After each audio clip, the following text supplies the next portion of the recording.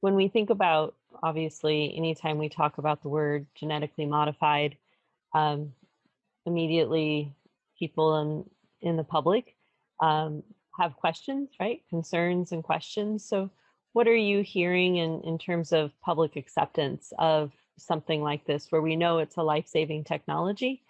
How are you hearing in terms of public perception of that?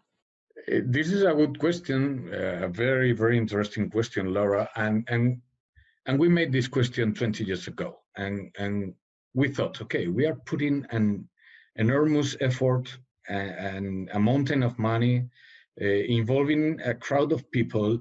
And what's going to happen if then the public are no, we will have no, we don't want an organ, an animal organ inside them. And we start asking to the population. We made very, very well structured and validated questionnaires. And since that age, we have been continuously asking to different segments of population the opinion about xenotransplantation. And it's really, really interesting to see how the people has no huge problems to accept an organ of animal in the case of the same results than a human organ.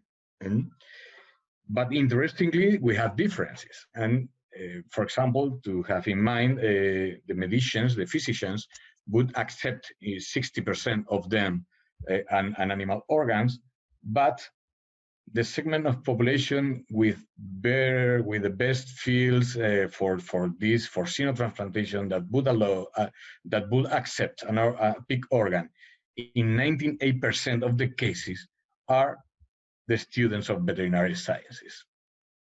It's really interesting.